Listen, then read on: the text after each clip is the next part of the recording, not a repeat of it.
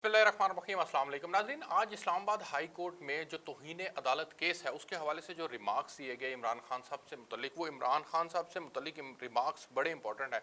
मैं चाहता हूँ कि वो मैं आपके सामने रखूँ और मैं आपको यहाँ पर रिमार्क्स बताने से पहले इंपॉर्टेंट खबर ये भी दे दूँ कि दफ़ा 144 की खिलाफ वर्जी पर इमरान खान साहब के खिलाफ एक मुकदमा थाना शक्कर पड़ियाँ के अंदर दर्ज कर दिया गया है और इसके अंदर 16 लोगों को जो है वो नामजद किया गया है। अब मैं आपको बताता हूँ कि जो रिमार्क्स दिए गए हैं वो रिमार्क्स जस्टिस मोहसिन अख्तर कियानी साहब के रिमार्क्स में आपके सामने रखता हूँ और फिर दीगर जज साहिबान के भी। मुल्क के वज़ीर-ए-आज़म रहने वाले लीडर से इस तरह के बयान की तवक्का नहीं की जा सकती। जो खुद वज़ीर-ए-आज़म पाकिस्तान रहा हो उसको ऐसा बयान देने की क्या ज़रूरत थी। खातून जज से मुतल्लिक इमरान खान का बयान बहुत ज़्यादा नामुनासिब है।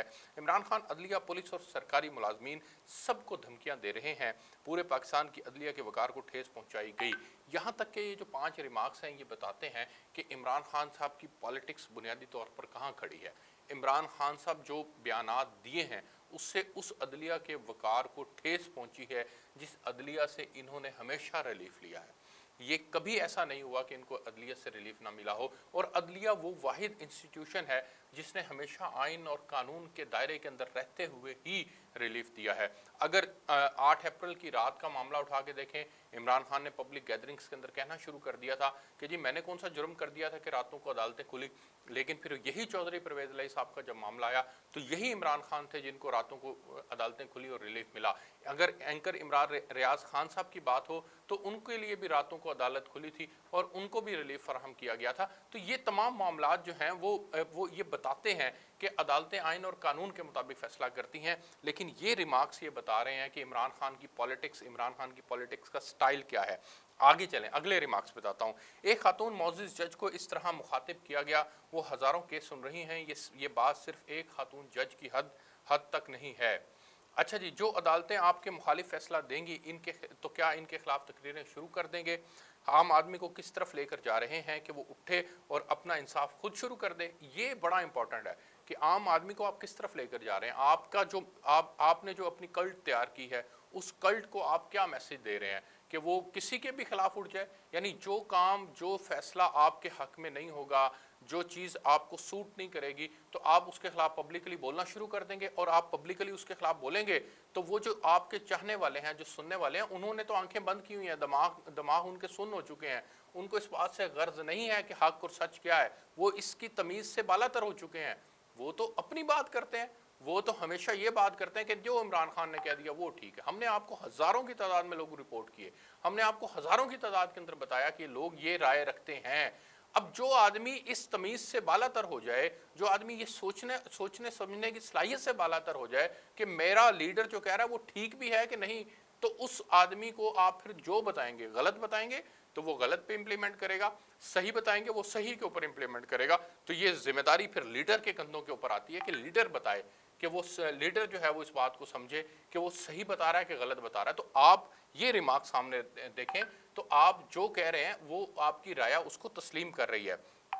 अच्छा जी, ये मुफाद आमा का मामला है और हम समझते हैं कि इस मामले को हमेशा के लिए हल होना चाहिए। अब यहाँ ये जो रिमार्क्स हैं, ये जो हमेशा के लिए हल होना चाहिए, इसके अंदर हमारे सामने अदलिया से मुतल्लिका यही तौहीन अदालत का जो मामला है, इसमें 3 प्रेसिडेंट हमारे सामने मौजूद है। एक बड़ा इंपॉर्टेंट प्रेसिडेंट है यूसुफ रज़ा गिलानी साहब से मुतल्लिक कि उन्होंने तौहीन अदालत की थी, उनको भी चंद सेकंड की सज़ा हुई थी और उसके बाद फिर वो 5 साल के लिए डिस्क्वालीफाई हुए। प्राइम मिनिस्टरशिप से वो उनको अलहदा होना पड़ा और फिर 5 साल के लिए डिस्क्वालीफाई भी हुए। दूसरा हमारे सामने निहाल हाशमी साहब का केस। निहाल हाशमी साहब ने माफ़ी भी मांग ली, लेकिन उन्होंने भी चूंकि पब्लिक गैदरिंग के अंदर एक बात की थी और उनको भी माफ़ी ना मिली और फिर उनको भी सज़ा हुई और वो 5 साल के लिए वो भी डिस्क्वालीफाई हो गए।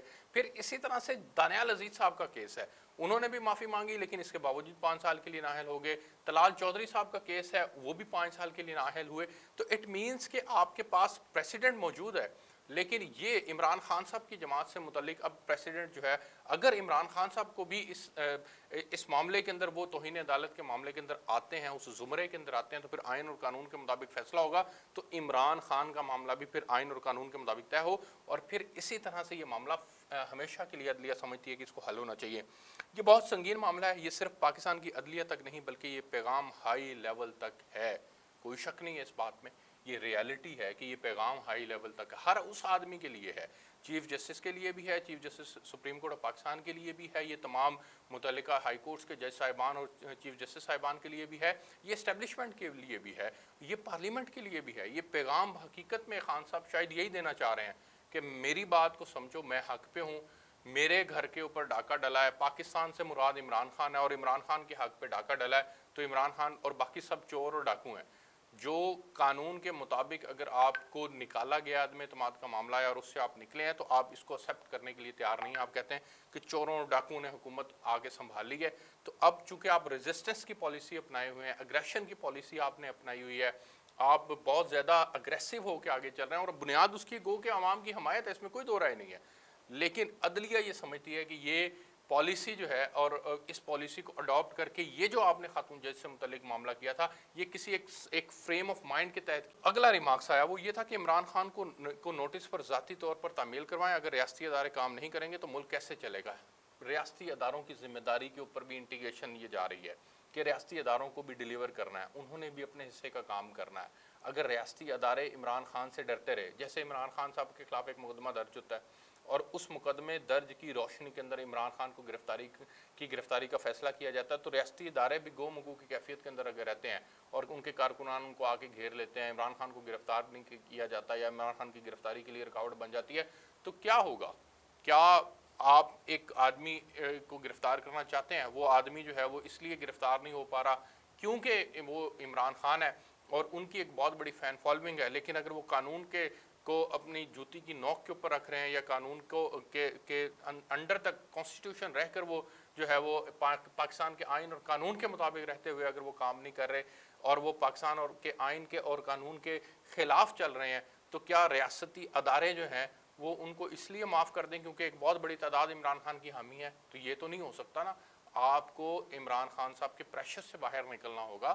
ریاستی اداروں کو ریاست اور ریاستی ادارے یہ تمام جو ہیں وہ شخصیات سے بہت زیادہ بالا تر ہوتے ہیں، یہ پارٹیوں سے بہت زیادہ بالا تر ہیں، انہوں نے ملک کے لیے کا تحفظ سوچنا ہے، آئین اور قانون کا تحفظ سوچنا ہے، اور ان کی یہ سب سے پرائمری رسپانسبلٹی ہے کہ آپ نے کسی کے پریشر میں نہیں آنا۔ اسلام آباد ہائی کورٹ نے اب یہ 3 ججز سے زائد جو ہے وہ لارجر بینچ تشکیل دینے کے لیے بھی معاملہ چیف جسٹس کو بھجوا دیا ہے۔ اب دیکھتے ہیں کہ یہ تشکیل ہو پاتا ہے یا نہیں ہو پاتا، لیکن عمران خان 31 اگست کو ذاتی حیثیت میں طلب ہو چکے ہیں، اور یہ عمران خان صاحب اب اگلا موقع کیا ہے؟ اگر میں نے آپ کو صبح بھی بتایا تھا کہ اگر عمران خان صاحب معافی مانگ لیتے ہیں اور یہ لارجر بینچ اگر بن جاتا ہے اور وہ معافی کو قبول کر لیتا ہے، پھر تو معاملہ ختم ہو گیا، پھر تو عمران خان کے لیے یہ بہت بڑا ریلیف ہے۔ لیکن اگر عمران خان صاحب کی معافی قبول نہیں کی جاتی تو پھر عمران خان صاحب کے لیے 5 ایئرس کی ڈسکوالیفیکیشن ہوگی، کوئی سزا بھی ان کو ہو سکتی ہے۔ وہ سزا تو ممکنہ طور پر، چونکہ یہ عدالت کے اندر معاملہ ہم زیادہ بات بھی نہیں کر سکتے، لیکن ممکنہ طور پر سزا یہی ہوگی کہ 2 4 10 سیکنڈ کی سزا بھی ہو سکتی ہے، لیکن پھر 63G جو ہے وہ ایکٹیو ہو جائے گا اور عمران خان 5 سال کے لیے ڈسکوالیفائی ہو جائیں گے۔ تو اس صورت کے اندر عمران خان صاحب کی پالیٹکس جو ہے وہ کس کروٹ بیٹھے گی، یہ سوچنا اب بڑا امپورٹنٹ ہے، کیونکہ عمران خان تو اکیلے ہیں، وہ تو تنہا پارٹی کو چلا رہے ہیں، ان کی پارٹی کے اندر ان کا ڈومینیٹڈ فیکٹر ہیں وہ، اور ان کو کوئی آدمی جو ان کی ہیجمنی ہے اور کوئی آدمی ان کو جو ہے وہ اپوز نہیں کر سکتا، کوئی آدمی ان کے مخالف نہیں جا سکتا۔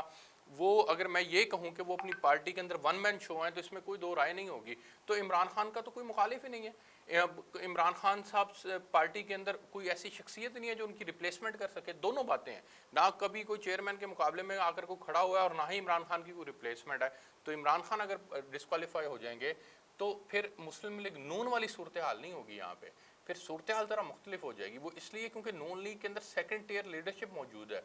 عمران خان نواز شریف ڈسکوالیفائی ہوئے تھے، شہباز شریف صاحب نے ریپلیس کر دیا تھا اور وہ انٹیکٹ ہے پارٹی، لیکن عمران خان صاحب کی پارٹی کا انٹیکٹ رہنا پھر تھوڑا سا شاید ممکن ہے کہ مشکل ہو جائے۔